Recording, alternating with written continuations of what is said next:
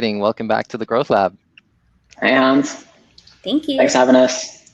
Yeah, so Facebook ads, what can we expect to learn from you guys today? Yeah, so today we're going to go through a bunch of really cool stuff. Starting out for if you have never set up your ad account, I find 90% of the time people set up their ad account under their personal account, or they don't set up the business manager correctly, and it causes a lot of problems further down the line. So we're going to go over setting up business managers, how to get started, how to launch your first ad, your first campaign, all of the different things you should have on and off in your ad account. There's so many features. So we're going to go over like which features are important and what you should have toggled on and off. Then we'll go over kind of how to craft a good ad. So the type of ad copy you should use, ideas on how to create ad copy, what sort of creative you should be using. And then we'll do a live demo of creating that ad and everything. And then at the end, we'll go over all your guys' campaigns, landing pages, or ads. And we'll do a big brainstorming session and a breakdown session, giving you guys some feedback, pointing out what's good and bad about certain ads. And so, yeah, get those ready for the end of the session so that we can give you guys all some takeaway pointers. And we'll also give you a to-do list at the end. That sounds awesome. So I'm just going to put you guys on the spot. When you guys were first starting out, do you remember the first mistake you ever made when setting up a Facebook ad? Well, I started running ads probably like 11 years ago. Wow. And at that point, the ads manager was not very well developed. So at that point, you could really throw up anything and it would convert, just because it was so new. But yeah, some of the big mistakes was, broken links, not checking the link before you publish stuff. Another thing is, not excluding your remarketing from your prospecting, so that you can clearly see what is returning traffic and what's new traffic. Really in the early days when I was just starting, it was actually, making sure I set up the pixel correctly. Pixel implementation is definitely something you need to do. Shopify is making it super easy with the pixel insertion thing, where you can just put in your pixel ID. But yeah, some of those things were definitely some good learning curves. And what about you? Yeah, for me, it was I'm a creative person, so I always look at things creatively. And so my brain naturally goes to like, oh, shiny object syndrome. And, I like to create and make, but I don't base it off data. And that was always the biggest learning curve as a creative, is that, you have all this information, make it based on this information. You're seeing older women buy it, put older women in your creative, in your copy. So always using that data and going back to it was like so important versus just being like, oh, let's make some pretty things. So that's from my perspective. Well, that's great. Well, on that note, let's kick it off. To everyone, we will be sharing a full replay of today's session, as well as all the pro tips and tools. If you haven't already, hop into our Growth Lab community on Facebook. I'll be sharing a link in the chat. Otherwise, yeah, take it away. And thanks again, Jack and Jen, for taking the time today. Really appreciate it. Yeah, no worries. I'm just going to go into a screen share. And if you guys do join the group, feel free to tag us in there, and we can answer questions and that sort of thing as well. So you can, just tag Jack TGM Paxton, or Jen Malka. I think Jen's in there, and we can answer questions and stuff as well about whether it's Facebook ads, Google ads, creative, any of that sort of stuff. If you kind of think of something after the session, but hopefully you can add it at the end and we can solve it for you straight away. So I'm just going to dive into a few things first, make this as big as possible so you can all see it. So yeah, the reason that, we're sharing this information, been running ads for a very long time, spent a huge amount of money, worked with a lot of different brands, different publishers, all that sort of stuff. So we have spent a lot of money and learned a lot of things, whether it's been good or bad. There's been a lot of learnings in, $150+ million spent. So this is just a recap of what we're going to go over. The fundamentals of running Facebook ads doesn't really come down to any quick hack or any quick trick or anything that's, you're going to find a shortcut to. The number one thing that marketers get wrong when their Facebook ads aren't working is they're just not understanding their customer. They're not understanding who they're trying to target and how they're capturing that person's attention. So we're going to go over that quickly. So I'm not going to take up too much time. And then we're going to go into setting up that business manager, setting up your ad account, organizing what a pixel is, an ad account, a Facebook page, Instagram page, all of these different things that you need to know before you get started. It'll save you a lot of money if you know how to do it up front, rather than try and do it and get it wrong and then have to go and redo it. So starting out, this is a fundamental graph that we've used for years, and it really pinpoints the 3 biggest things that you have control over that you can change to improve, whether it's your ads, your website, whether you're trying to increase your revenue, increase your conversion rates, improve your funnel. So if you know what a funnel is, how you have people coming in the top of the funnel and converting at the bottom. These 3 things are some of the most important levers that you can pull when you are trying to improve your business or grow your business. So on each corner of this triangle, you have something that's going to impact your conversion rate and the amount of revenue that you can make. So on the first corner, we have the offer, ad copy, and creative. So this is what the ad is. So it's really important to have a really good offer, really good copy, and really good creative, because Facebook and Instagram or any other channel that you're running ads on is getting more and more saturated. It's harder and harder to compete for that attention. And all you're really trying to do is grab someone's attention so that you can then tell them a little bit more about your product, about your brand, and about why you have something that's going to make their life easier, or it's going to save them money, or there's going to be some sort of benefit for them coming to your website and converting and buying your product. So the things that I say when this is a lever is you can change the offer, you can change the copy, you can change the creative. This all goes into the testing process. The next one is targeting and traffic. So this is another thing that you have control over. You can control which audiences you target, the types of people you target with ads. And that's why Facebook is such a great tool for growing your business and generating a lot of traffic, especially when you're starting out, because you can get really targeted traffic that's high quality from places like Facebook. You can get traffic from organic. So that's, like writing blog posts, getting featured on other people's websites, and doing all these different types of organic strategies that you can do. But that definitely takes a lot of time. So a lot of brands will go straight to the Facebook ads because you can get targeted traffic very quickly. Now, just because you can get targeted traffic doesn't mean that that traffic is going to convert for you. So you do need to keep testing the targeting to make sure that you're targeting the right people with the right offer and creative, so that you can then convert them on your website. So you can kind of see how these 3 things start to intertwine with each other. And then the last corner on the triangle, the last corner of the triangle is the landing page experience. So what that is once you have captured their attention, you've targeted the right person, they've come to your website, what experience do they have on that website? Is your website loading slow? Is the page not got your shop button up the top? Are you not showing good images or videos of your actual product? Are you not, is your page load really slow, as I mentioned? There's a bunch of different things that go into your website experience, because you could have the best offer and the best targeting in the world, but then when you get to the website, if your page doesn't load, it doesn't matter if these 2 things are great. You still need to think about the website experience, and when someone comes through to your website, what that means and how you're going to convert them, because you have your ad conversion rate, which is essentially the click-through rate, and then you have your website conversion rate, which is essentially your website conversion rate. So that's what percentage of people who visit your site end up converting. Another little thing to remember is that people who visit your site multiple times will usually convert 3 to 4 times more than someone who's visiting your site for the first time. So this leads me onto this little graph here, which is really useful. You should screenshot this if you can right now, or you can email me afterwards for the slides, and more than happy to give them to you.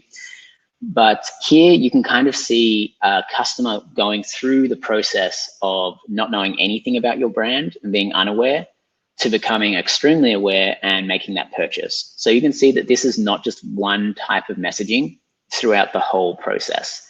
And this is what I mean by a funnel. So you start up this end and you are slowly pushing people down all the way to this end to the purchase. Now, a lot of marketers will talk about this as like hot and cold traffic. And cold traffic is people who are unaware. So your kind of sales pitch needs to be less aggressive to cold traffic. And your sales pitch can be much more aggressive when it's hot traffic, because they already know who you are. They know what your product is. They're really just looking for a good deal, a good offer, or some sort of feature that is going to push them over the line to make that purchase.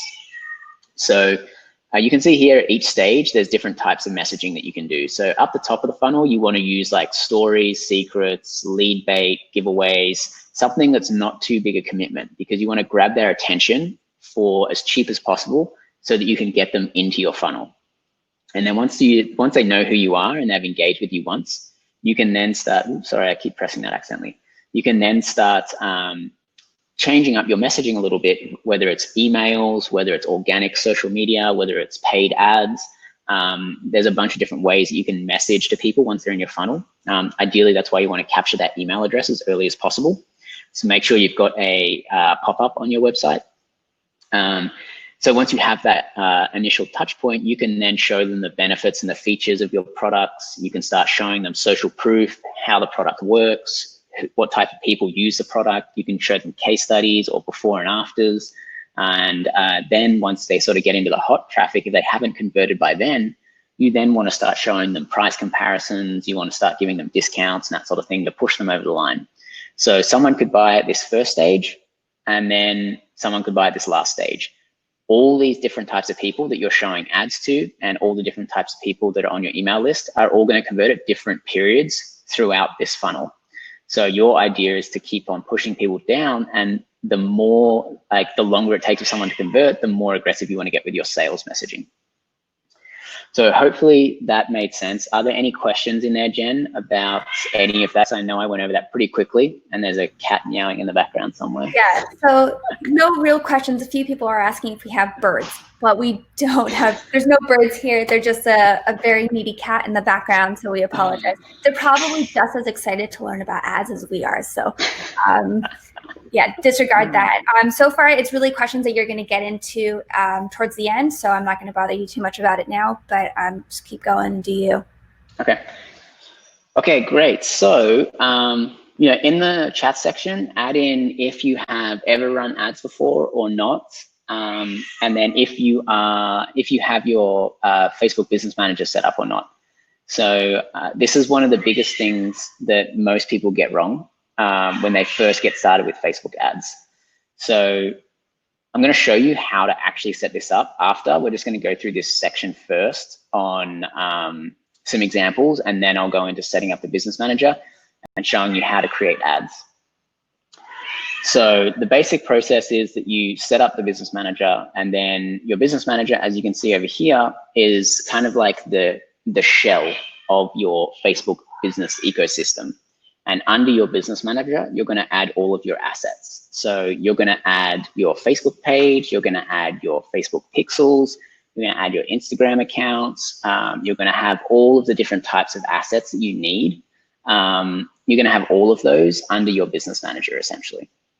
And then from there, you can add different types of people into your business manager. So if you have staff members, or if you're using freelancers or marketing agencies, you can add them as users or partners to all your assets. You don't have to give them direct access. And I know privacy and security is becoming a bigger and bigger thing. So you definitely want to make sure you have the business manager set up instead of individually inviting people to your pages or your ad accounts.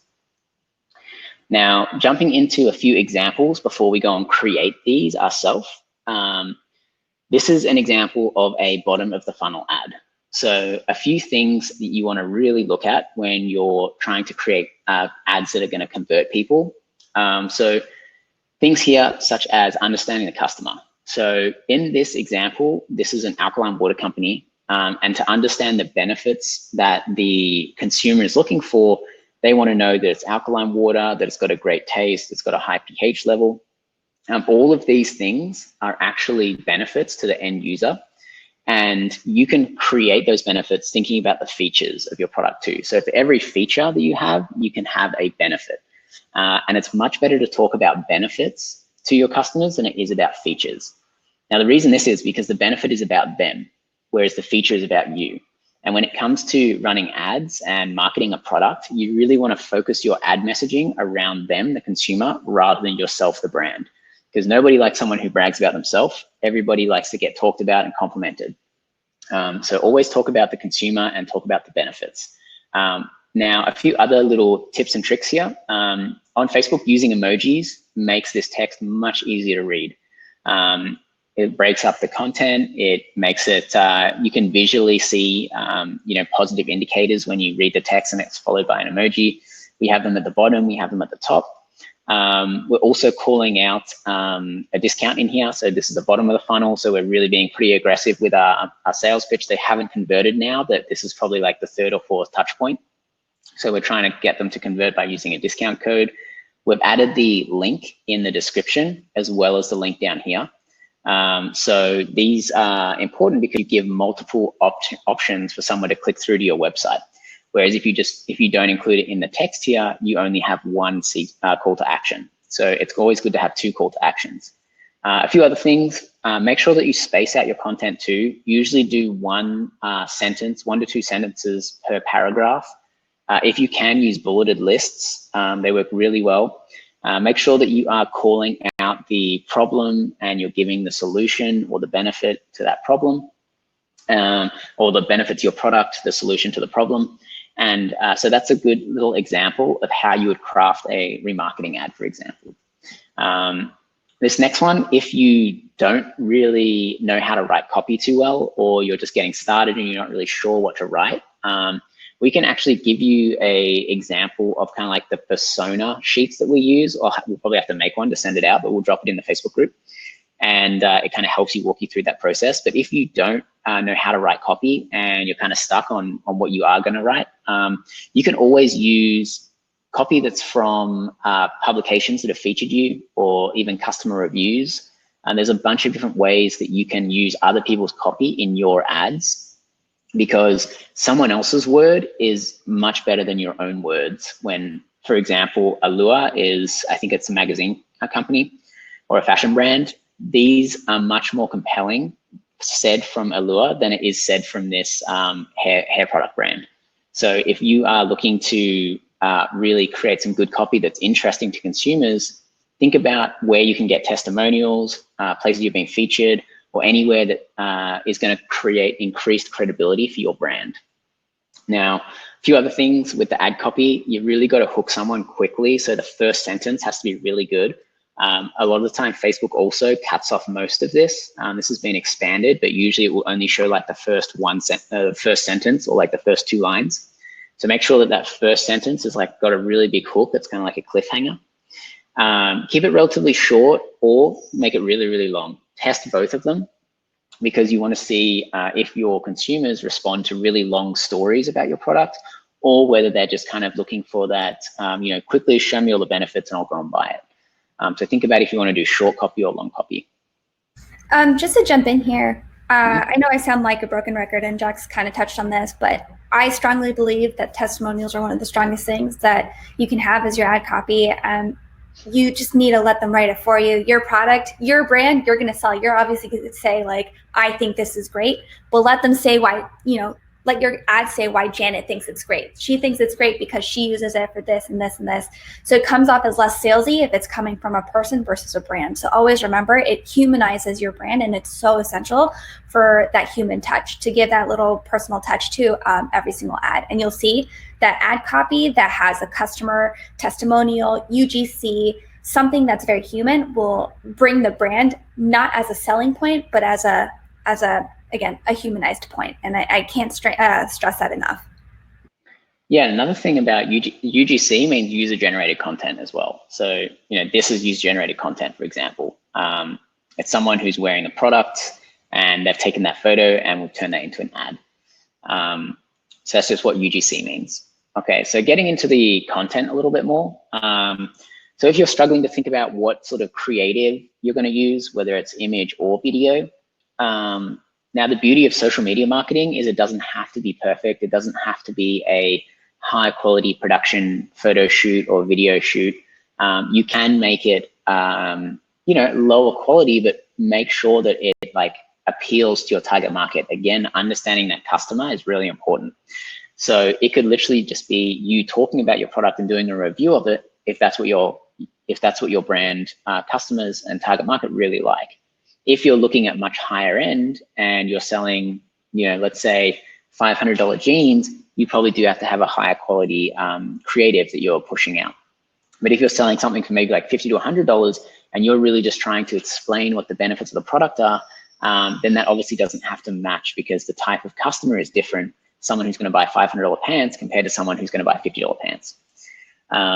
Someone who's buying $50 pants might just be looking for a value deal or value for money, or they might be looking at like a feature comparison, like, stretchy jeans, multiple pockets, that sort of thing. So really think about who your customer is and understand how to talk to those people and what the best type of creative and the best type of copy is going to be. So a few tips when you're creating your creative. Video is always better. If you can use video, I highly suggest it. Thinking about your portraits, so this is the size. Going with square is really good, because square will work across Facebook and Instagram really well. If you go portrait, that's when you're going to start using images and videos for stories. So whether it's Instagram or Facebook stories, I would just start off with square if you're just beginning with your Facebook ads and it's the first time you've done it, because it just applies to the most ad placements, and you don't have to mess around with all your ratios and proportions and stuff like that. When you are creating ads, separating out your stories from all the rest of your ads is really important as well, because that ratio is very different. When you do create video, try and create a 15-second, 30, and 60-second version, so that you can test those different types of lengths. So some people might just want a really short video, to the point, tell me exactly what the benefits are and I'll buy it straight away. Some people might be like, okay, well, I'm not convinced yet. Explain to me a little bit more about these benefits. Tell me a little bit more information about the product, and maybe compare it to some of the other products that are on the market, and why I should buy this one over those other ones. So some people are going to be quick, some people are going to be long. Test both of those.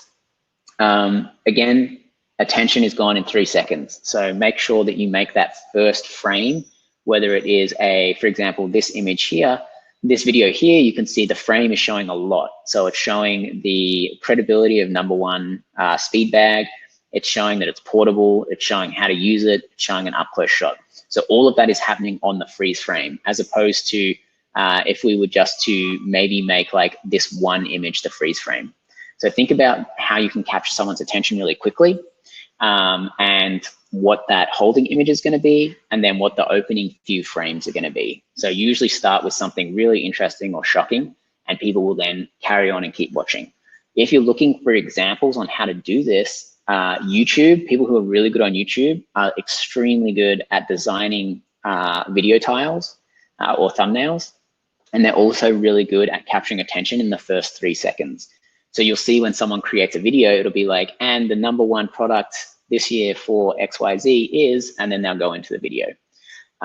So capture that attention in the first 3 seconds, and then follow through with the rest of your content. Make sure you end your video with a call to action. So tell them what you want them to do. Do you want them to go and buy? Do you want them to watch more? Do you want them to subscribe? Tell them what you want them to do, because people cannot guess. So you want to just tell them. Make sure that you've got image and video in your ad campaigns, because they will work in different placements. So some placements will take image only, some placements will take video only. It's best to have ad sets that you have both image and video in, so you can cover most of those placements. And now Facebook is very adamant about consolidating. So they want you to put more into one ad set and one campaign rather than split them all out. So it's best to put image and video into the one ad set. Using captions as well. If you are doing a lot of talking in your video, doing big captions is going to help, because most people are going to be watching this on mobile. Out of all of the clients that we have and spending a huge amount of money every single month, most of that money, like 80% of it usually, is on mobile. So it's mostly mobile traffic on these social platforms. So make sure that when you're designing your ads, you preview it on mobile. Nothing's getting cut off. The text of the captions is not too small. The things in your video or image are not too small, because it will be viewed probably on a mobile device. Okay, now this is an example of, before we go to the example, Jen, any questions about those examples for creative and copy?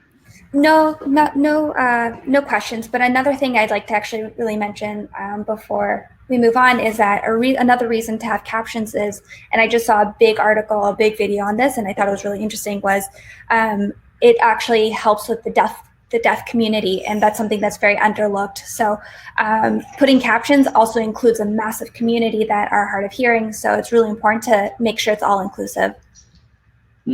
Okay, nice. Okay, so when we break down an ad, these are the different areas of your ad that you have. So you have the campaign type, which I'm going to suggest you do conversions, and we're going to run through how to do this in a second. I just want to show you the end result and then show you how to get there. This ad type is a video, so you can choose video, image, all that sort of stuff.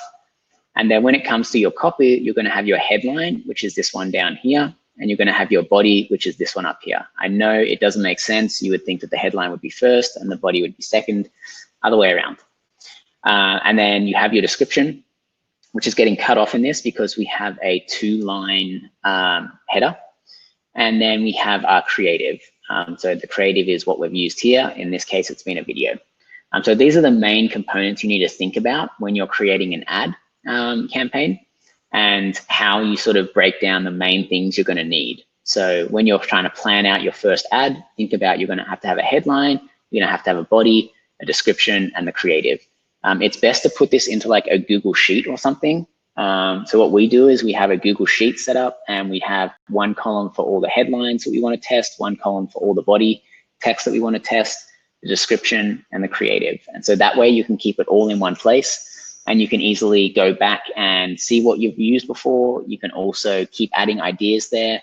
If you're working with multiple people, you can also have multiple people add copy ideas in there as well, and it makes it really easy. So you'd break that down into these categories. Okay, so let's now jump into a few things here. So number one, what we can do is, where did my Safari go?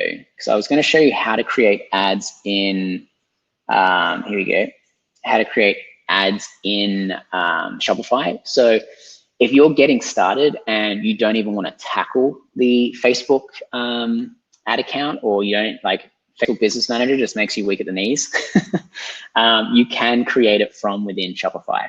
It's really easy. You just add your sales channel, Facebook, and then it's going to have, this screen is going to pop up. It's going to ask you to log in. And so you just log in to your Facebook account, and it's going to ask you to fill out a few things, and then you're going to add in all of your, copy and creatives here, and then Shopify is going to publish that for you. Now you're going to see if, for example, this is not my account, and I don't have access to this business manager, but if this was your account, you could connect your ad account straight into here, and this would walk you through setting that up as well.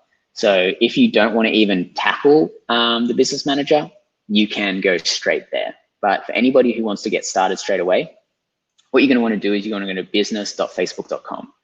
Now, this is what I was talking about, where it's going to essentially have all of your assets in one place. And these are kind of some of the benefits to it. So if you want, you can go take a look here, and all you're going to want to do is create an account, and it'll ask you to log into your Facebook, and then you're going to create an account through there. Now, you can only create 2 business managers per person. So I'm going to show you one that's already logged in. So once you have your business manager, you're going to log in like this, and this is going to have your business manager. So this is our business manager here, for example. And under here, you're going to have a bunch of different things that you have access to. So up in the top right, hit business settings, and this is where you manage all of those assets. So on the left-hand side, you're going to have all your assets categorized. So you're going to have all your assets such as pages, ad accounts, Instagram accounts, and you're also going to have your pixels. Now, those are the most important things here that you need to have, and it's very easy to add them. So for example, you can request access to a page, or you can just add a page.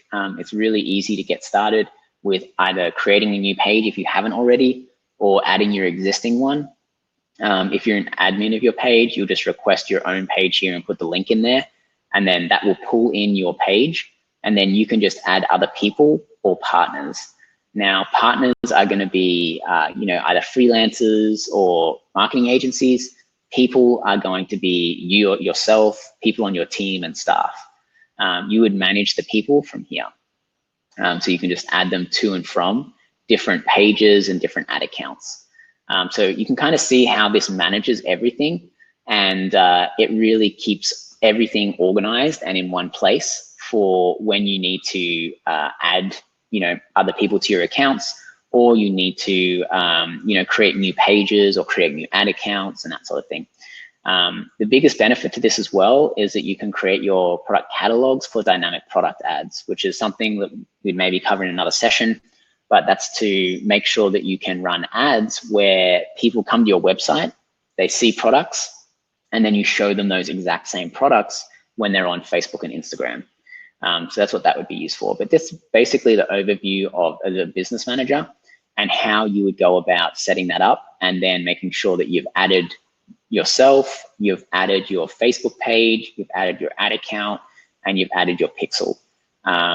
If you haven't, if you're starting out new, it will probably ask you to create a pixel too. And you can assign that to a partner, or you can assign that to an ad account. So this is kind of where everything is going to live. Jen, were there any questions about the business manager at all?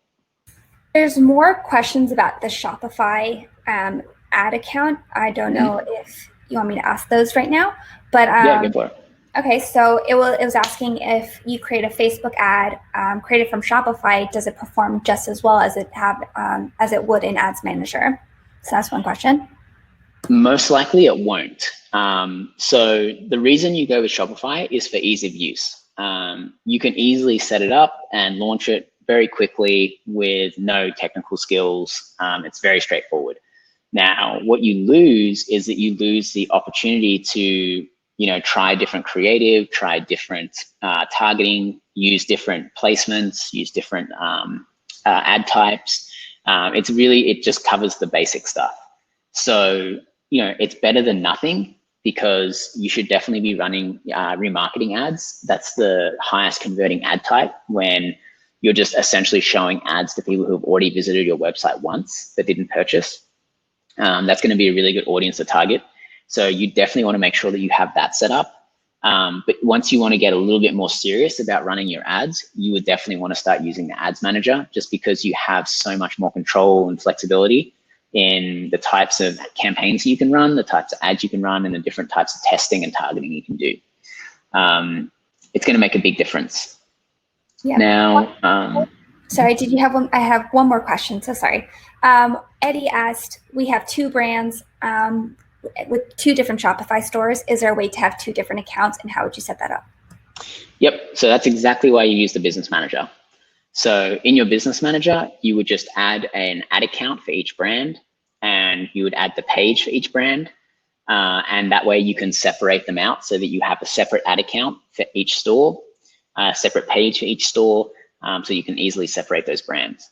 Now, the best advice is to have one ad account per pixel, and then one ad account per domain. That's the best way to think about it.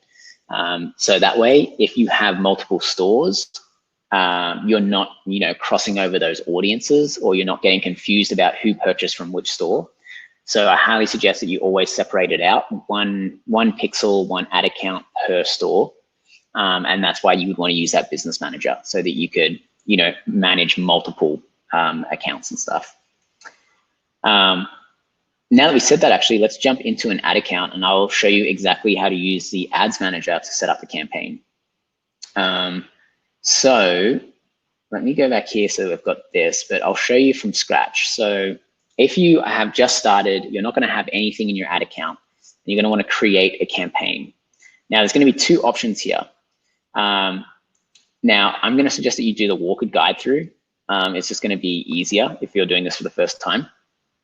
And it's going to really walk you through the whole process, but I'll tell you exactly what you need to be choosing. So first off, you're going to be looking at the ad type. Now, I highly suggest that you do conversions, because a lot of the time, traffic will be broken up into their intentions. So you can see here, their intention here is consideration, their intention here is conversions. You want to go after people who are looking to buy something or purchase something, or have the previous behavior of completing conversions. Now, the people, if you're looking for traffic, a lot of the time when we've run traffic campaigns, you get really low cost per click, but you get very, very low conversions. Now with conversions, you might have a higher cost per click, but you get more conversions. So you really got to think about, what am I going after? Like, looking for a lot of traffic? Am I looking for a lot of engagement, or am I trying to get conversions such as a purchase or a sign up to an email list? Is there some sort of conversion goal? 95% of the time, we're going to use conversions. So I would start there. You don't necessarily have to worry about the A/B split testing yet if you're just getting started. I do suggest using the campaign budget optimization. And so you could start that at whatever you're comfortable with and leaving the highest value. These default settings are good. You don't really necessarily want to start getting into this sort of stuff until you get a little bit more advanced and you really understand your unit economics. So, you know, what you should be paying for a cost per click, how much traffic you need to get conversions, that sort of thing. So just leave it like this to start with, and then just click continue, and you'll see your progress over here as you walk through, and it will be very easy to follow. So breaking this down, the ad set level is everything to do with targeting.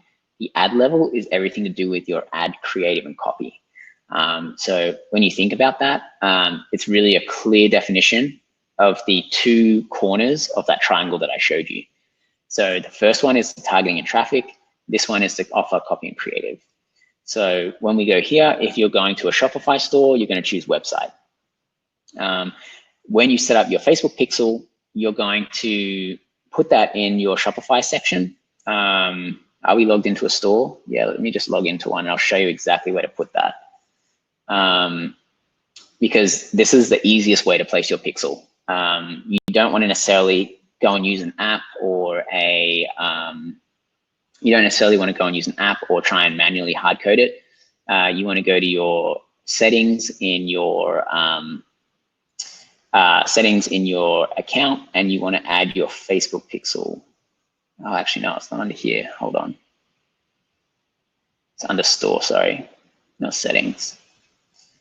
And so here, you're going to want to add your Google Analytics code in here, because that's going to allow you to track your Google Analytics and see where traffic comes from and who purchases. And secondly, you're going to want to put your Facebook pixel in there. So that's automatically going to place all of your pixel events for you, which makes it much, much easier than going and manually doing it yourself.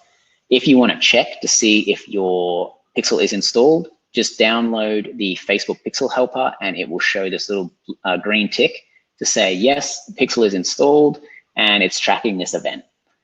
So yeah, very quickly you can set that up, and you'll probably have to wait for a day or two before you sort of start seeing that traffic comes through if you're just getting started. If you've got a lot of traffic, it'll probably take 30 to 40 minutes. Now, as you scroll down, you're going to have all of these temptations to turn on this other stuff. When you're getting started, don't worry about trying dynamic creative or offers or anything like that. Your goal right now is just to get up your first ad and make sure that the creative and the copy and the offer is really good and the targeting is really good. You don't need to get too fancy with all of these extra offers and dynamic creatives and all that sort of stuff. You can do that as a round 2 or something, so that you first understand the basics and then build on top of the basics. Because if you get too overwhelmed the first time, you probably won't finish and you'll probably get diminishing results. You really want to understand the fundamentals first before you start getting technical. Now, under the audience section, you're going to have a few things going on here. So this is where it really comes down to choosing that targeting. So custom audiences. Sorry, Jack. Just real quick, you're going a little fast for a few people. Can we ask a few questions real quick? Yeah, let's go. Go for it. Sorry. So a few people wanted to see, how did you first even get into this section? I think it's to enter it. Can you just show them like the top part where Ads Manager is? Okay, so if you are in your Business Manager, let's just load this up. So all of your access will go through your Business Manager. So if I want to go into an ad account, I would go into my Business Manager, which is business.facebook.com. I would go to my ad accounts, and we are using Micro. We are using this one here. And so you'll just open in Ads Manager. And then it'll just open up into a new tab, and you'll be straight into your Ads Manager. And then this is where you manage all your ads. You have your campaigns, your ad sets, and your ads. And if you are just getting started, you're going to want to create a new campaign like we just did then. And then, for example, if you're in your ads manager and you want to go to your page, you could do that exactly from here. So you could do micro, and then you could go and view your page as well. So everything is pretty much accessible from business.facebook.com. So that's why I really encourage people to set up a business manager, just because it makes your life so much easier in terms of knowing where everything is, understanding what all of the assets are, being able to easily give access to different pages or different ad accounts, or even when you're looking at your pixels, you can go and look at all of your pixel information straight from here as well. So same thing, we would just search for micro, and we could go and look at the events manager. So all of this stuff you can access from your business manager. You can access it from your ad account as well. I do see a lot of people getting confused when they do that, because you come into your ads manager. Let me go into one actually. You go in here. Okay, so let's say you go into ads manager. Now you are going to be able to access everything from your ads manager, but it's just a little bit more confusing since Facebook swapped everything around. You're gonna have this little kind of business tool section, and then it's gonna have everything under there. But you're not gonna be able to see like which one you're joining and all that sort of stuff. So I highly suggest you just use business.facebook.com. Easy to remember, easy to navigate and get around, and you don't have to worry about whose business manager you're in or which account you're in and all that sort of stuff. So that's by far the easiest way to do it. Does that make sense, or does that help? Yes, we got someone that said got it. So yes, continue on where you left off, and then I might jump in a couple times because I think there's a couple questions within this. Yeah, perfect.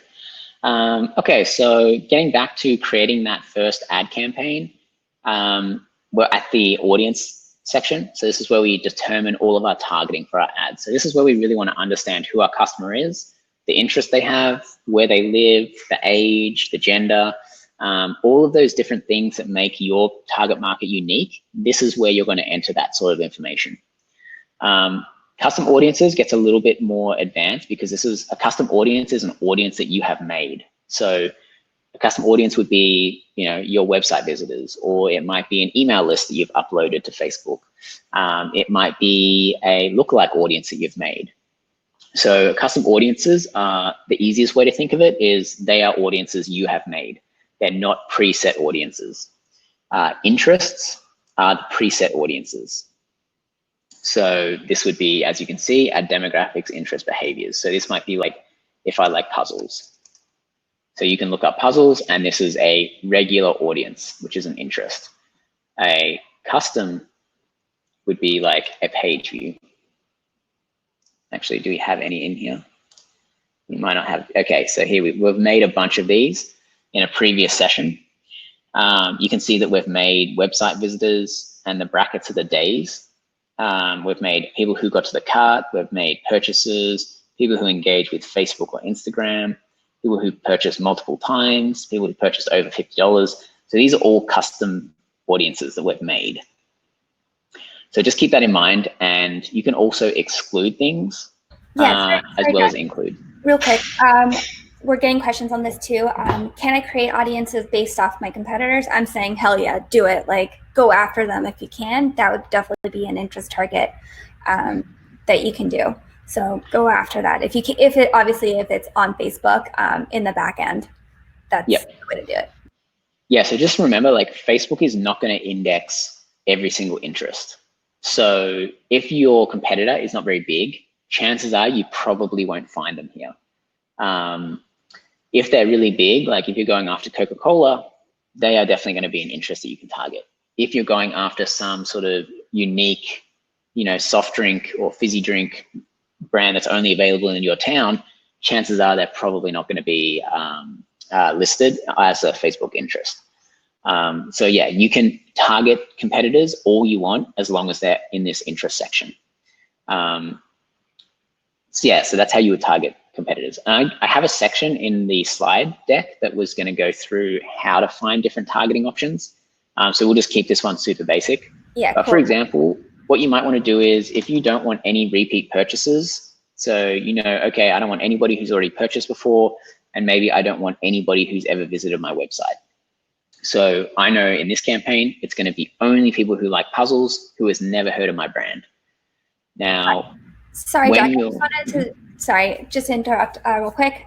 We did take a poll, and I thought it was actually pretty interesting to see what most people are, like what industry most people are in. And it's been like 50% fashion and apparel, 13% beauty cosmetics, and then 13% home goods, which I thought was a pretty good breakdown. So when you get through the targeting a little later, I know I just kind of interrupted you while you're talking about this stuff, but that's something to talk about with like the targeting. I thought that was really interesting to point out.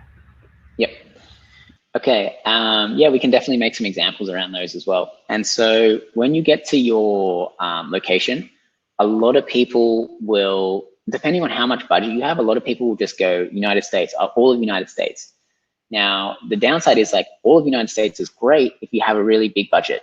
If you're starting out with a really small budget, you might want to go and look at your Google Analytics and look at all of the top states that you're getting purchases or customers from. And then just start off by targeting those states. And then as you get more budget, as you start getting a better return on investment on your Facebook ads, you start expanding that. The other way you can go about it is you do all of the United States and you exclude the bad states. So for example, most of the time, unfortunately, we're going to exclude Alaska. And then also Hawaii. So if you're just getting started, I highly suggest that you do that so that you don't waste ad dollars on these two states, because they're very expensive to ship and we always find that they have lower conversion rates. Now, that might not be the case with your brand, but just keep that in mind that you can exclude states as well as include. So that's a little trick that a lot of people, that's a mistake that a lot of people make when they first start running ads. They make their location too wide. Start off with something smaller and then expand up from there. Your age range, depending on your product, if you're a young fashion brand, you're going to want to go younger. There's no point trying to target, tie-dye clothes to, 50 plus.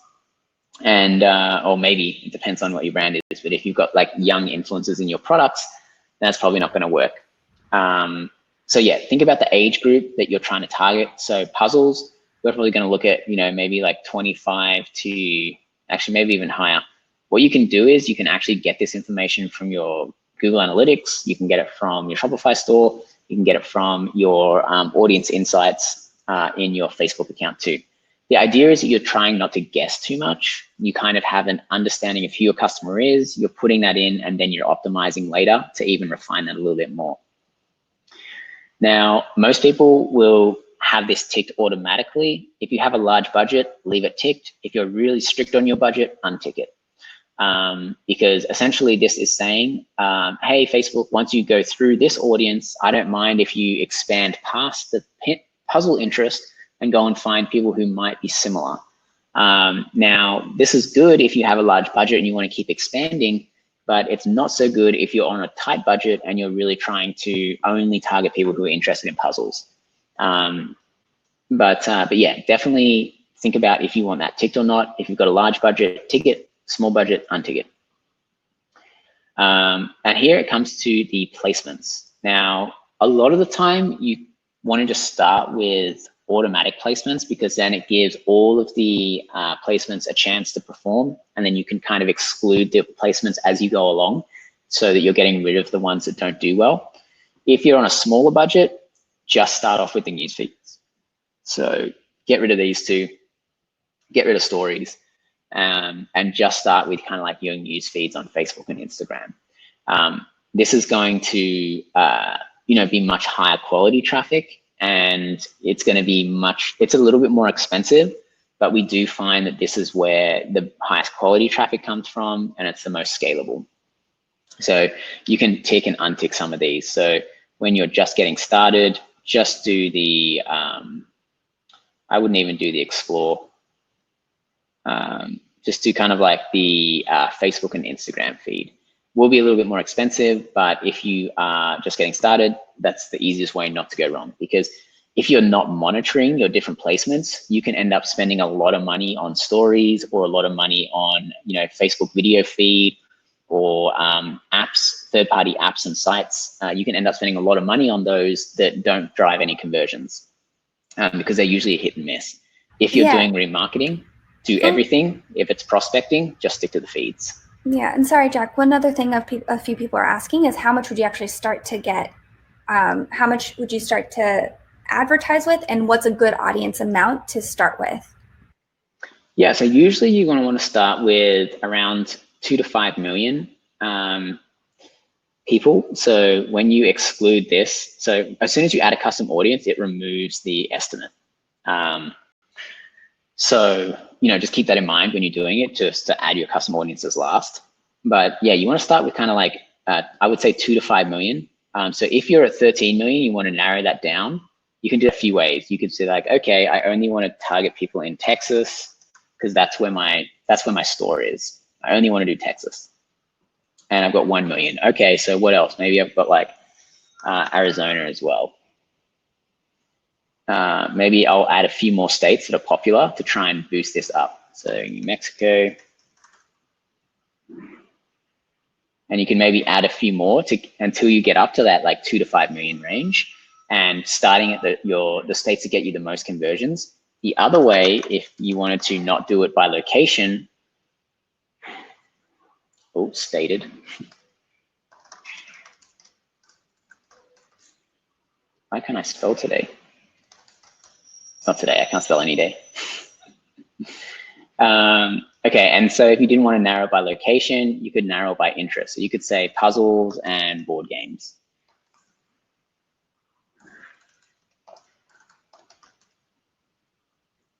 Okay, and so we can see we're down to 2 million now. So this would be maybe a good starting audience.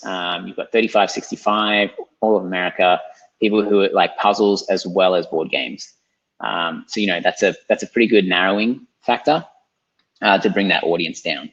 Now, if your interest target is it's like really good and it's maybe a competitor or something and it's not quite 2 million, you should still target it, but just remember that audience is going to saturate more quickly. So you might be able to run it for maybe a week or two before you get to a saturation point. Now, in terms of budget, that really depends on a few things. So one, how expensive is your product? So if you have a $500 product, you're going to have to spend, quite a lot a day before you start getting a conversion. If your product is $5, you're not really going to have to spend that much before you get a conversion. So one, think about the cost of your product.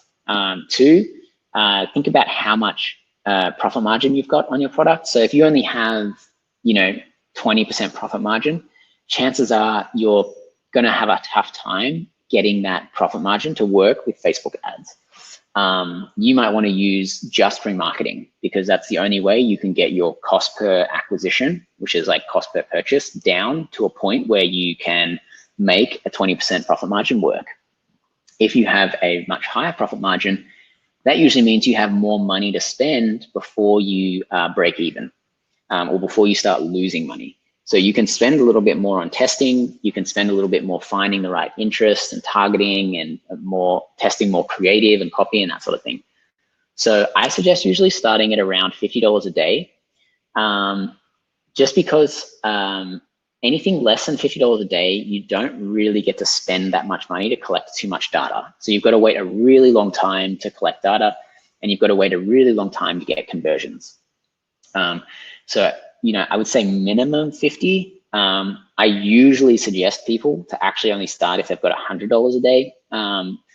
Just because if they have less than $100 a day available, it's probably better to try and do more organic marketing strategies before you start doing paid. So what I mean by organic, that means, go out and try and build your email list, try and get partnerships, try and get featured in different, people's websites, magazines, articles, that sort of stuff. Try and get some organic traffic and conversions happening so that you have more money to invest in your ads. Because and again, sorry, Jack, just jumping in here too. Another thing is you not only just want to have data, the more that you spend and quickly you get. The learning phase is a real thing. I'm going to actually drop a link in the chat in a sec, but the learning phase is something where Facebook requires 50 conversions. And if you're spending $20 to $30 a day, you're not going to get there that fast, especially when your product is a little more expensive. So it's really important that you're aware of the learning phase, but you also have to be aware that the amount of money you're putting in, you're getting data, you're collecting info. It's really important to get that in order to optimize and scale in the future. Sorry. Mm-hmm. No, it's a good point bringing up the learning phase as well, because it will be something you'll come across. The other thing with learning phase is you don't have to make the purchase event your optimization goal. So when they say 50 conversions, that means 50 of your optimization goal. So in this one, we're saying our conversion optimization goal is a purchase. You can actually just backspace that and choose initiate checkout. You can choose purchase. You can choose view content or add to cart. You can choose something that's easier to achieve so you can get to that 50 quicker. Now, obviously the purchase is the best to optimize to, because you actually want purchases, but it might take a lot of time and money to get to 50 purchases. So instead you might say, okay, I might actually start off at view content. All right, Facebook, find me people who are going to complete this view content goal. And then once you get a few of those, you might be like, okay, let's find people who are going to add to cart. Okay, let's find people who are going to initiate checkout and then purchase. So as you start spending more money and as you start finding, ads that work, targeting that works, and you're getting more and more confident and wanting to spend more and more, you can kind of increase your goal that you're asking Facebook to optimize to, because you just need to get 50 of those optimization goals to get out of that learning stage. And the learning stage is essentially, it's kind of like that trial period where you're testing out everything.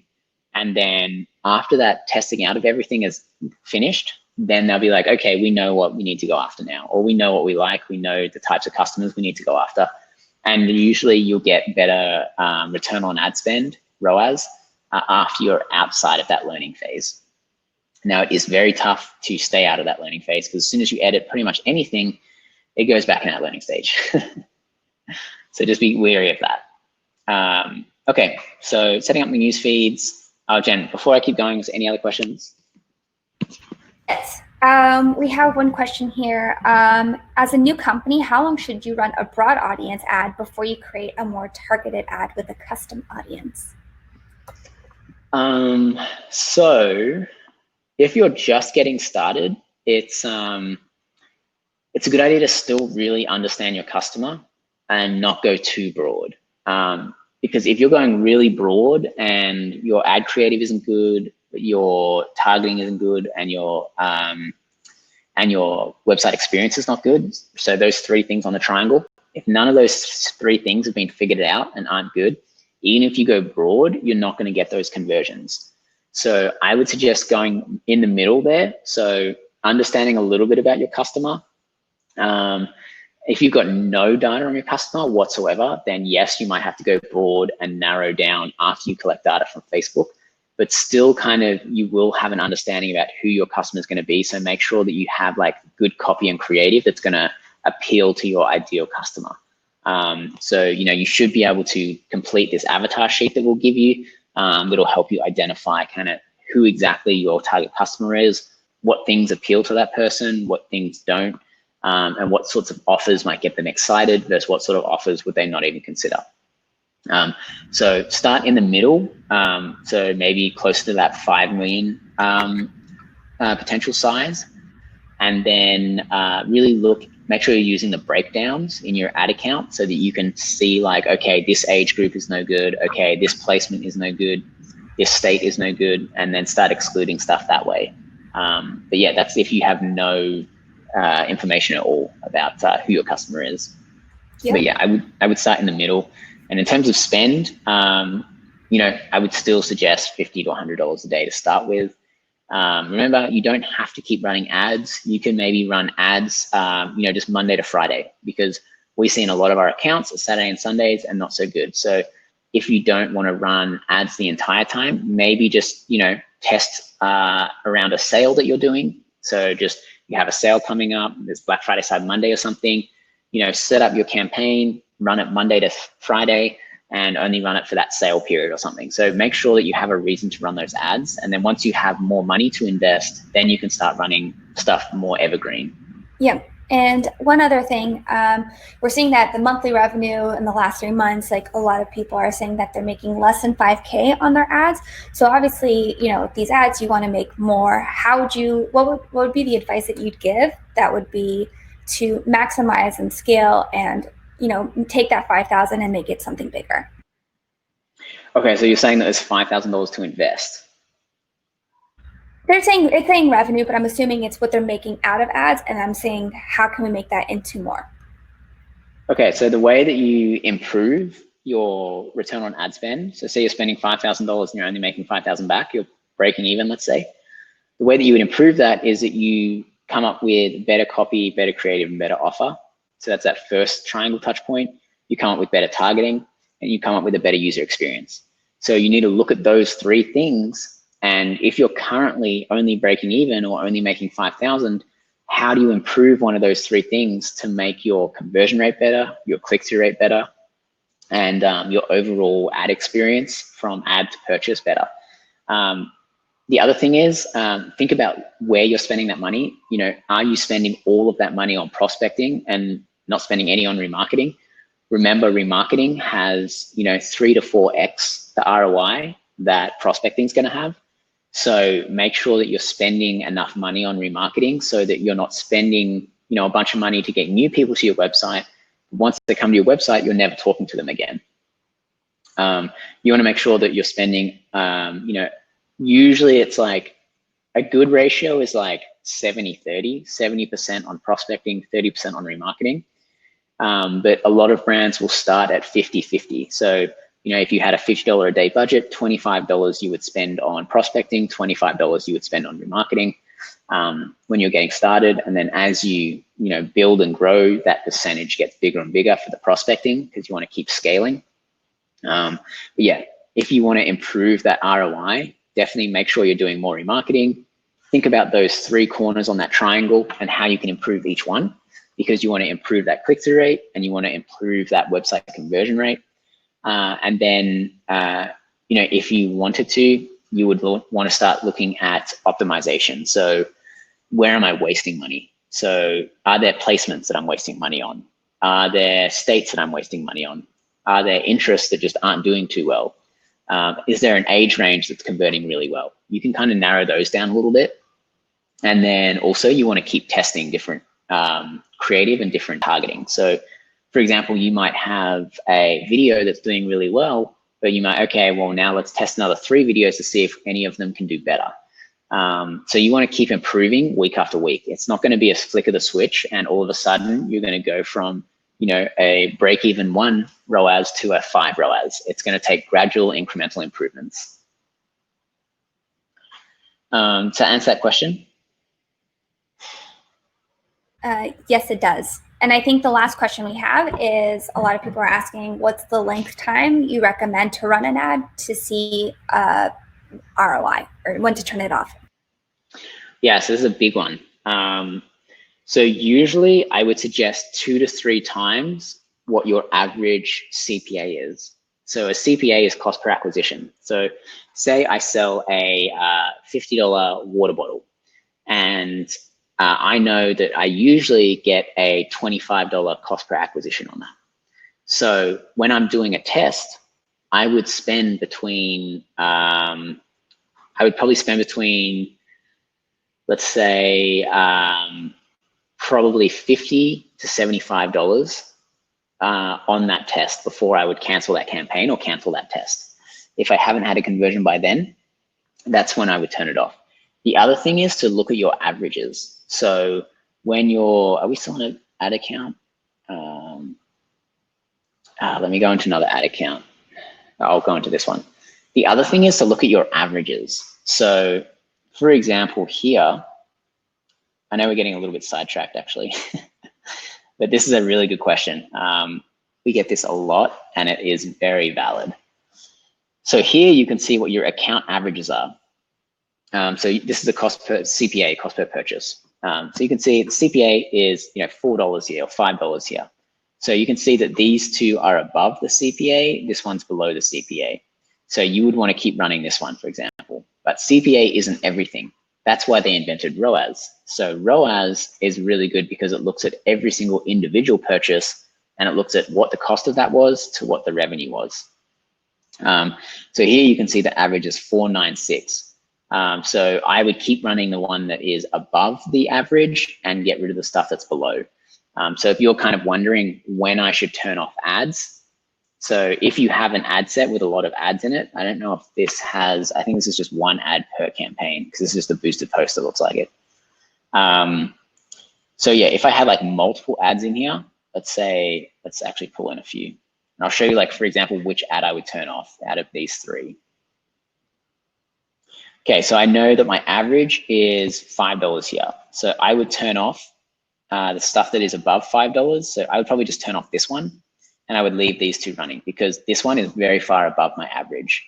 The other thing is you can not just look at your ROAS. If you don't have any conversions yet, you can look at your averages as a click-through rate or a unique click-through rate. You can look at it on a cost per click and just constantly keep looking at the average and getting rid of the stuff is worse than the average and invest more money in the stuff that is better than the average.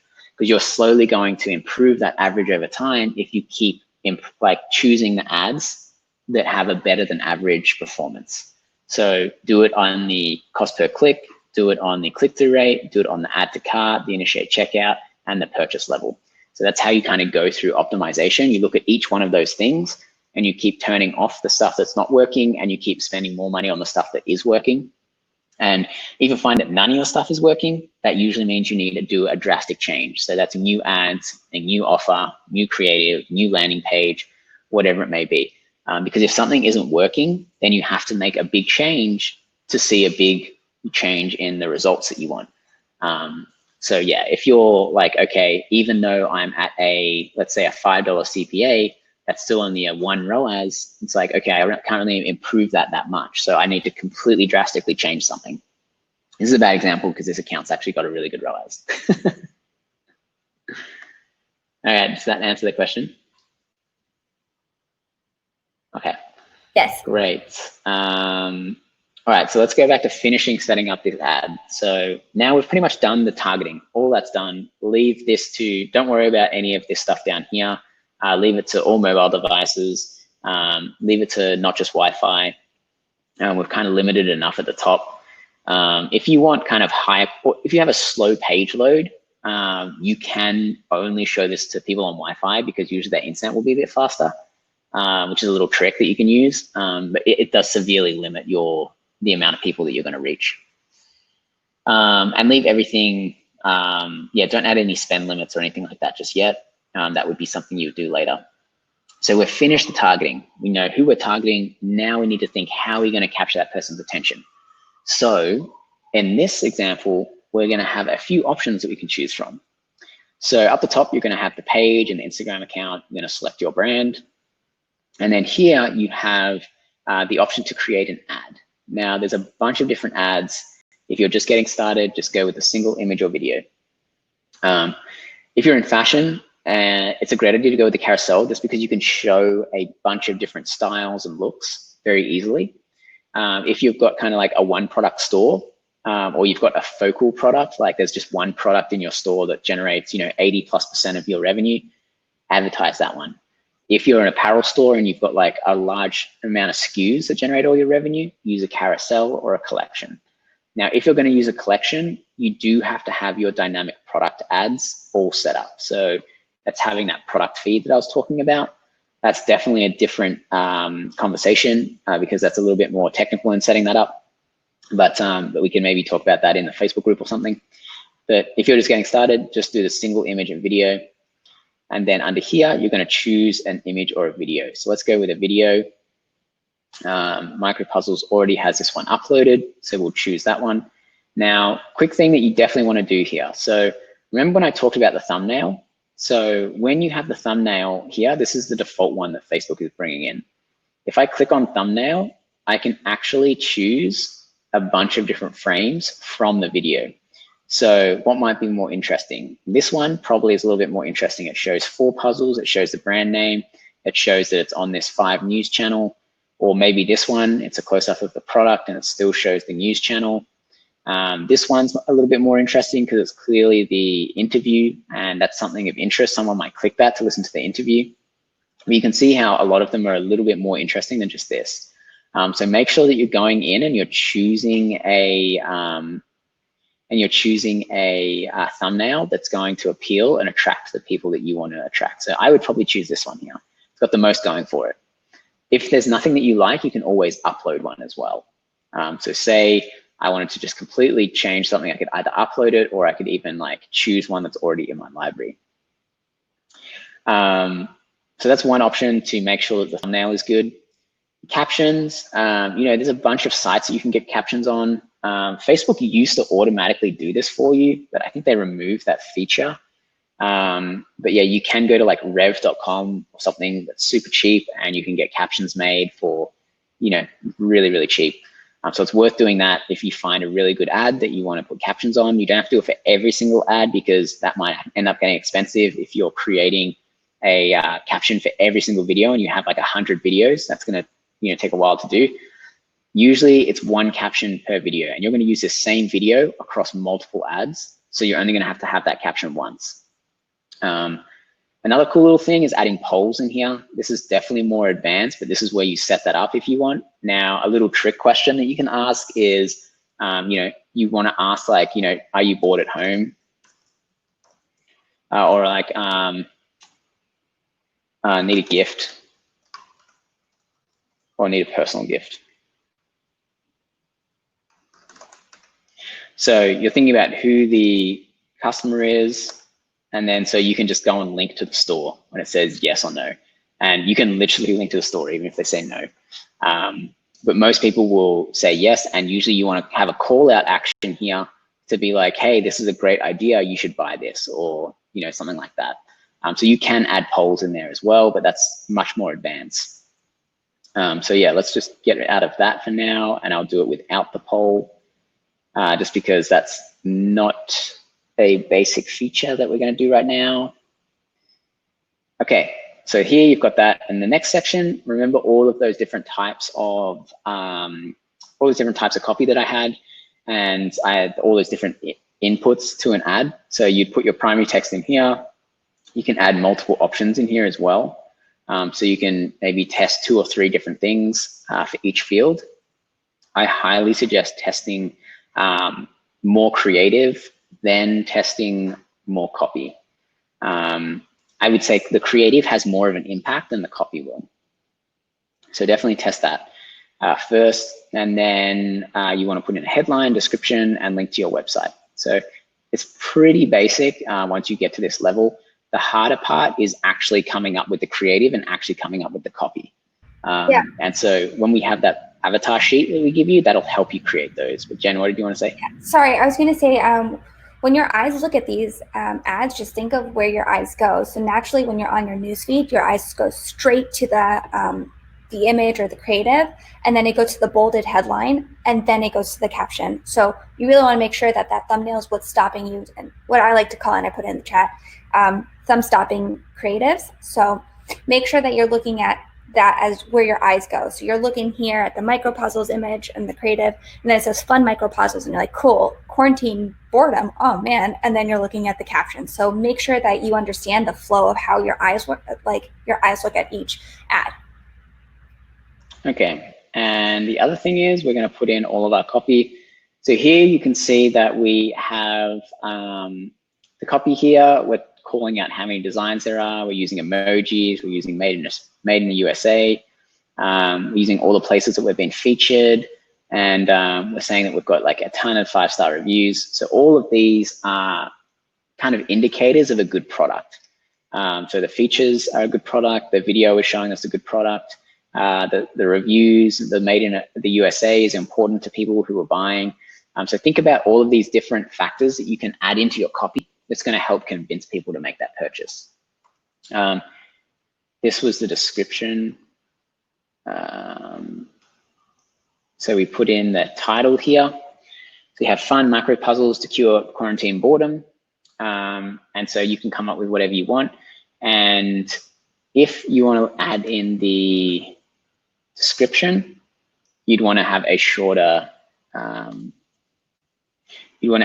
title so that it will show up under the bottom there. So usually you don't have any words for the description. If you wanted to preview your ad, you can look at like the desktop. You can see that whole thing fits on desktop, and you can see what it looks like on mobile as well. And if we have all of the other placements selected, all of those placements will show up here. We're just keeping it super basic, super simple right now. We're just doing news feeds. We're keeping it to one copy, one image, and really we're just trying to get something up so that you can have like a little starting point for getting into Facebook ads. Once you take that first step, the second, third, and fourth gets much, much easier. Don't try and create something crazy complex with a ton of different tests the first time you launch an ad, because it will more than likely go wrong. And keep it basic to start with, and then get more advanced as you go. And the rest is pretty much done. You don't need to change, like you can change the call to action. We find Shop Now is usually the best one if you're trying to get direct response conversions. And then you want to just make sure that this is the right pixel. One big mistake that I've seen made with a lot of marketers is they have the wrong pixel here. If you have the wrong pixel here, it's not going to track your events. So it won't tell you if it's driving conversions or not. So just always double check to make sure that this is the right pixel. And you can also add UTM parameters, but that's another thing for another day. You don't need to do that to start with. Once you go to confirm, that's going to publish your ad for you. And this can take a while depending on how Facebook's feeling at the day of. And you can see that that's created our campaign. And you can definitely have a naming convention and all that sort of stuff. So in our previous examples, we've set up some examples of dynamic testing and some dark posting and stuff like that. You can see this is the naming conventions we've used. I didn't do naming conventions this time, but you can go back and edit these if you need. So it's not a big deal if you forget to edit and if you forget to change those. But because we're not supposed to be launching anything, I'm going to delete that so we don't mess up his ad account. Was there any other questions, Jen, that we wanted to go over? And I think I'll quickly wrap up this and we'll get into the Q&A section. No questions yet. So if you guys have a question now, speak up or for more. No one. Can you use us? Can you use me? No, it's good. Okay, so let's quickly go into some targeting, how to get some targeting options going. So usually the easy ones are using page follower suggestions. So go and like a page of your competitor and it will come up with a bunch of suggestions, and just use those as interest targets. Go to audience insights and you can find a bunch of stuff in there to target.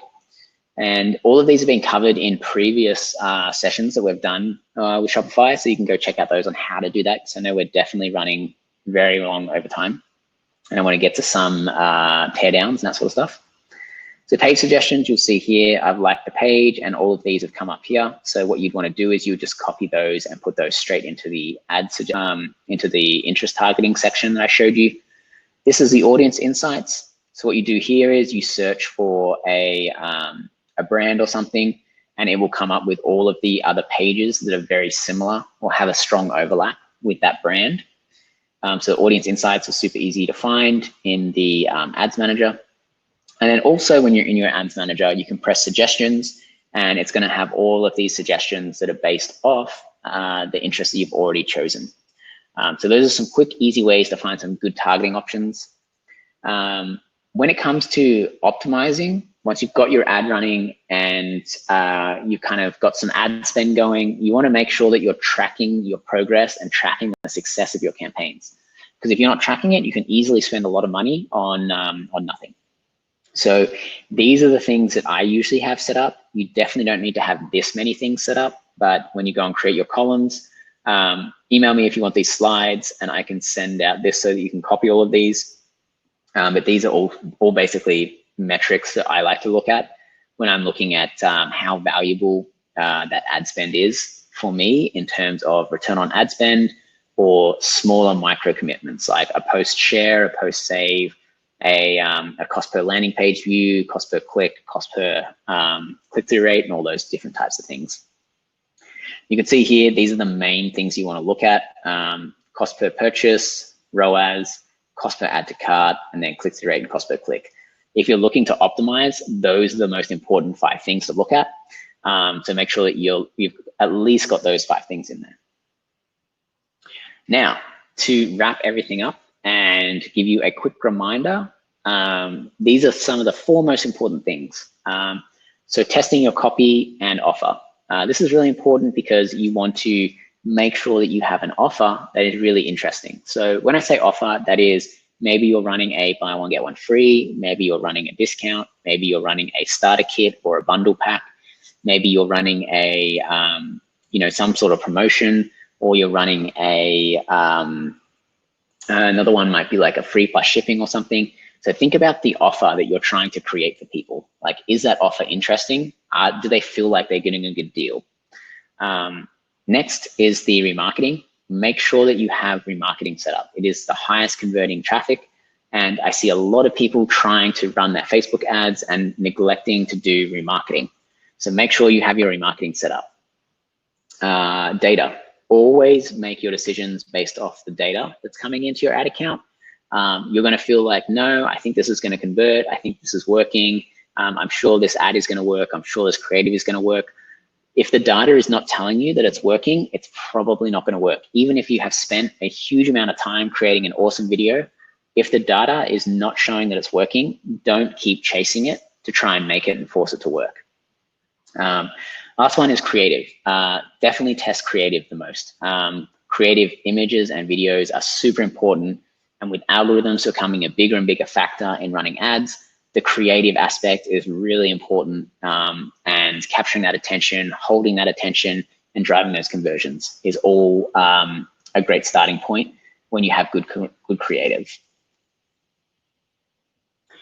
Okay, Jen, let's do some live reviews now. If anybody has their link to their website, they have a link to their ad, or they have a link to that landing page that they would like to share, we would be more than happy to go through those and give you some feedback about what you should possibly improve.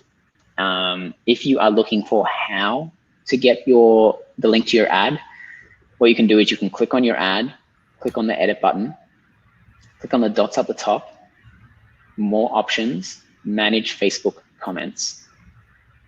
There's also another way that if you go onto your Facebook page and you if you scroll down a little onto your left side, it'll have page transparency and it'll take you to the full ad library, so we can actually look at a bunch of what you're running. Yep, so the other option is click on your page, and on your page, you're going to have page transparency, see all, and then you're going to have the ads library. So what you can do here is you can click on that ads library, and this doesn't just work for your page, it works for every page on Facebook. And so here you can see all of the ads that we're running. So you can see those are the 3 ads that we're running in the ads manager. So you can do the same for your page, and you can submit that link, just this link here, into the chat section, and we can go through all of your ads if you want as well. It's a much easier way of doing it. But yeah, let's take a look at some of those, and we can go through those. I'll just leave some of these to-do list items up here as well. If anybody isn't willing to share, just wants to read something that they should be doing in the next 10 days to improve their ad account. If you don't know what dark posts are, we can drop a link into the article that tells you exactly what a dark post is. Also, in a previous Shopify class, we've also covered dark posting. One of the most important strategies for growing an ad account is using dark posting or existing posts, because social validation is a really big aspect of running Facebook ads. Because when you are scrolling through the feed and you see a bunch of ads, the ones that have a lot of social engagement, like shares and comments, are much more likely to stop someone scrolling and make them pay attention, as opposed to ads that are brand new and have no comments, likes, or shares on it.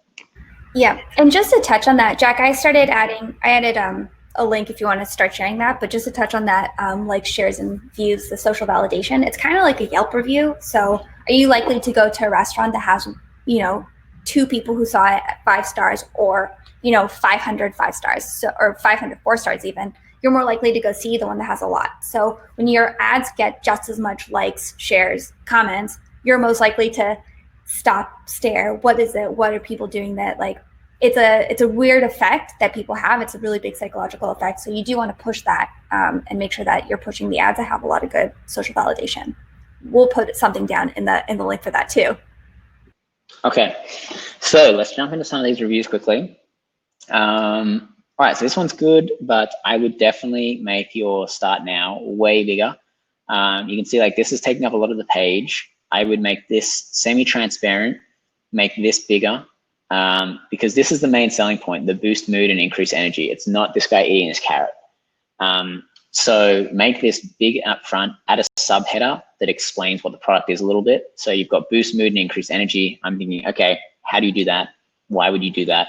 So that's the reason when you would add a subheading in and say like, you know, #1 supplement for XYZ, proven to work across thousands of studies and backed by science or whatever it may be. And then you make the start button really big so that people know exactly what they need to press to when they go to that start. So yeah, that's how I would improve that top header section. And the header section is really important because you're going to lose so many people before they scroll. Like a lot of people are going to be on mobile, so this is going to be even smaller. And a lot of people aren't really going to scroll down that far. The other thing is this product is kind of like at the bottom, out of the way. So it's tough to know that this is what the product is from this image because it's such a small little area of that image. What you might want to do is you might want to actually go and edit this image and chuck in this, like a big superimposed option over here, because this is useless space over here. Go in, Photoshop a massive thing of these over there and then highlight around it with white or something so that they know that that's actually the product. And you've still got everything in this image that's going to add, you know, the lifestyle feel and effect. Also, Jack, there's actually, I think you should, if you scroll up a little, it definitely has the arrows on the side. And the other pictures are actually really great for this header hello banner, but like these are a lot better. But it should be something that naturally rotates, like changes over every 2 to 3 seconds. Because if we're changing it, then like Jack he didn't see it, and just kind of showing the different functionalities of the different versions of this product. I actually personally think that the second one is pretty good. This one? Yeah. No, I would do this one. He's covering up teach their own, but he's covering up the product thing. So yeah. Anyways. Either way, you've got to test them, see which one does better. Featured by, this is a really good section. Anybody who doesn't have a featured by section, add that to your homepage as soon as you can. You want to show that you have credibility. So credibility can come from, you know, industry experts, it can come from influencers, it can come from customers. So whether it is just the logo of where you've been featured, whether it is a testimonial, whether it is a used by feature, there's a bunch of different ways to prove credibility by being kind of featured or used by someone. And, you know, testimonials, logos, all that sort of stuff is really good at that. Test and certified, really good. I would actually add this into the header. So I would take this, make it kind of like just white and add it under here. So that straight away you can see, okay, this is a supplement that has been tested and certified. So you can easily put all of that in the top page, and that's already straight trust indicator that you're giving people straight away that you're a certified product. Take action, 2 friends, 1 goal, giving back, great. What's your verb? Fantastic. Okay, I wouldn't make the call to action at the bottom of this page to join the tribe and sign up to your newsletter. I would make it to go and buy the product and then actually go and join the tribe. So in Shopify, you should be able to add your product to this page. So I would add the product at the very bottom to buy now, and then the join the tribe. Anything else, Jen, before I move on? Nope. No, let's go see the ads that they're running. Oh, hold on. Can we see if they're actually running ads? So we'll get more into the ad stuff. And then I have a couple of websites listed for you after. Oh, so page is not running any ads. All right, cool. So my feedback on that, you know, you want to give for the copy for this kind of, that's okay. Thanks, James. For the copy for this, you'd want to really push out like pull out all the benefits, because this is an ingestible, so you want to make sure it helps your hair grow more. I think you actually, for Facebook, you have to say helps or aids versus saying like you will have stronger hair. I didn't read the product too much, so I apologize. But completely vegan, cruelty-free, like just the big green check marks, that's going to stand out a lot. This is something that it's like we said, it's a vitamin, so it's a benefit-driven and value-add product. It's not telling you how to do it. Like, you're not going to be like, drink water, take the pill. That's obvious, right? So definitely put in like top 3 benefits. And then also, if you have any testimonials being like, this changed my life, I added this to my morning routine, and all of a sudden I feel like a different person. So adding those into your ads would be really helpful, and showing them like within the lifestyle, like how it's kind of in their daily to use these vitamins. That's how I would kind of move on and move forward with the ads. Okay. So I'm trying to find if there's any others in there. Yeah, I got you on the next. Okay, great. So this ad is, let's tear this one down or like improve it. So first off, I would look at possibly shortening this a little bit if you can. I know it's not a big thing, but it's just like, as soon as it gets really, really long, you might lose people in what it actually is. But no, that's not a huge issue with this ad. So here I would say, this text is really hard to read. It's a big slab of text. I would do, one line, 1 paragraph per sentence. I would put emojis in there, even if they're the elegant emojis. So looking at your emojis like this, when you're on a Mac, you can do Control-Command-Space, and it's going to pull up all your emojis. These are the ones that we most commonly use. I'm always using this arrow for more elegant brands. I'm always using stars. I'm always using thumbs up, love hearts, that sort of stuff. So you can see that there's a bunch of different emojis that you can use in here. So whether you think you're a brand that has a style guide that doesn't fit into emojis, you can definitely start looking at the more kind of minimalist emojis and finding some in here that are going to work. Because yeah, you can definitely use emojis to split up your text a lot easier than having, just paragraphs. Yeah, and I'd actually, a few things on this for me, since I'm a visual person, a few things here. First, the black and white is not as eye-catching. It kind of just fades into the background, especially when you have white text right on top of it. So if you had that really big, like bright colors of what I'm assuming would be, green grass in the back, like really nice, vibrant colors, you'd be able to make that text stand out, but it also takes away from the copy. So you might as well just take that text and put it at the top. The only time that you really want text on, you don't really want it on an image too much. You'd rather have it like in a video explaining what it is. But over here, it kind of gets lost, especially in the black and white. Yep. Yeah, okay, and so let's read some of the copy. They say rain on your wedding day is good luck for the marriage. Okay, so switch goes and not rain. Okay, so I would really talk about either stats or, horror stories, and then how you can create some sort of emotion attached to a dress and why cleaning it might be really important. So I think this is a really good opening line. They say rain on wedding days is good luck. And then you could say, but is it? ?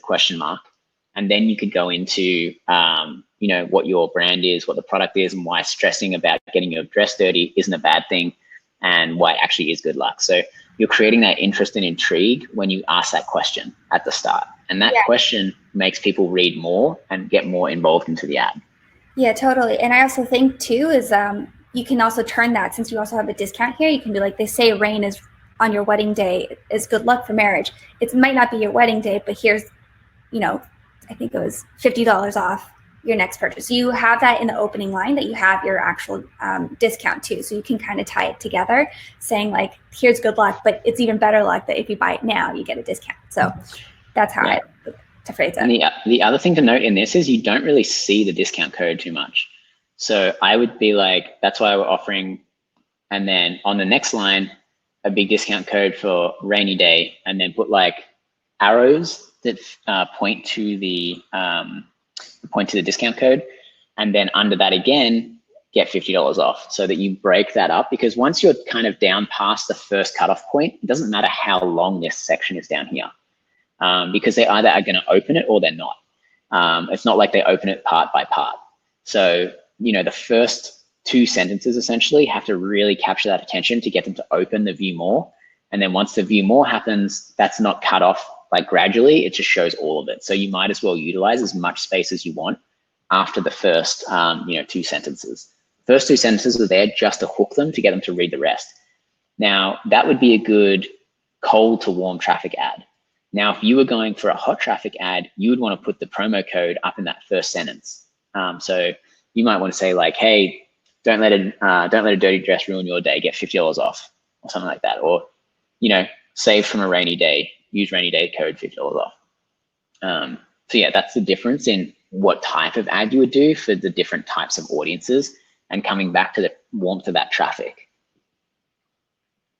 So is there anything else before I go to the next one? Okay, we did that one. Okay, let's do this one. Not same, equal. All right, so shop now is right there. What have we got here? The problem is I don't know what this is. Circular design. Okay. I would possibly add a little bit more of a description as to what this product is or what the benefit is. I'm assuming it might be shoes or maybe fabrics. But yeah, I would definitely add a little bit more description, because you've really only got a few seconds to tell someone what your product is and why they should pay attention or why they should care. So like, this looks really good, but it does take a while to read. I don't know if I'm just a little bit slow, but yeah, you do. It is a little bit hard to read this.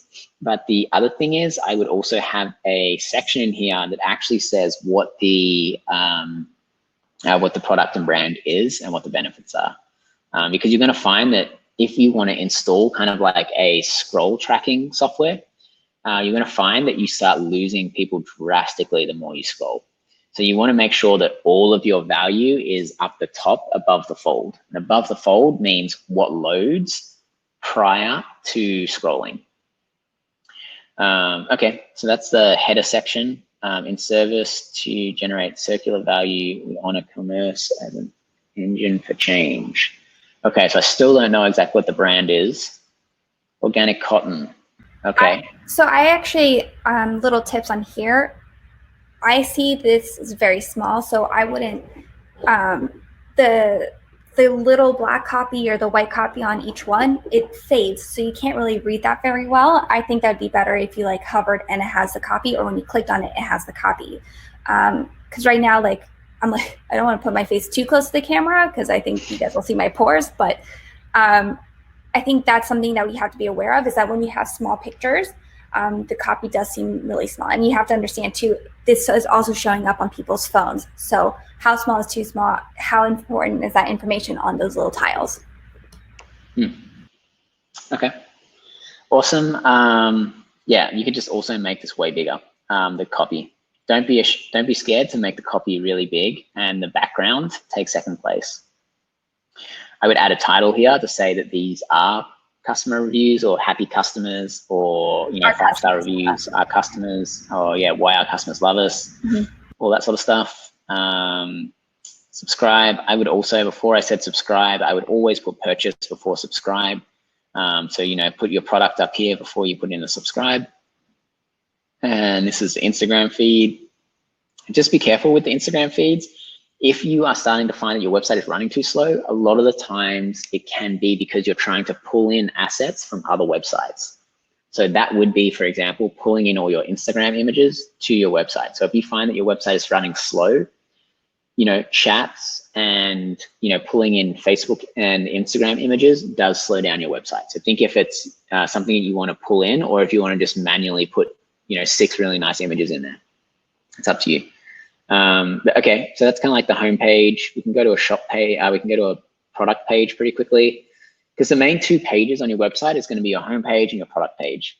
Now this is pretty good. You've got your buy now, add to cart, all above the fold. Product is good.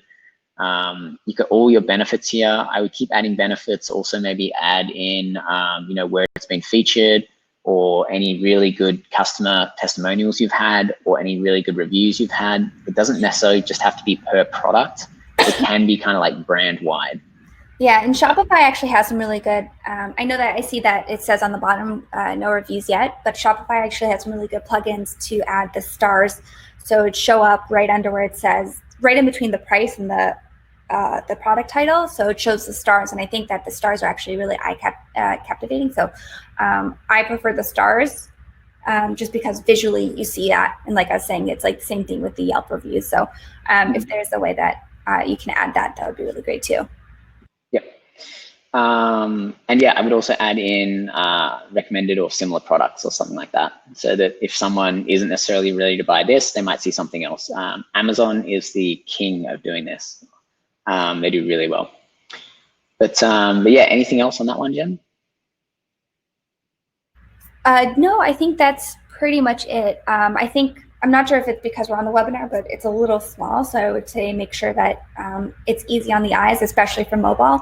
So mobile should be also #1 priority. Like we said, 70% of people shop online through their phones. Get them. So yeah, definitely making sure that it's mobile friendly. Okay. All right, so let's do this ad. Yep, straight to the point. 4-inch tall, 60-degree pyramid is bringing through the same generics and pyramids. Okay, so what I would do here is I would really focus on the benefit in the first sentence. So what is the benefit of using this product? So, what is the benefit of something? Why does someone care? Like, this is a really interesting holding screen. Like, I'm like, what is this thing?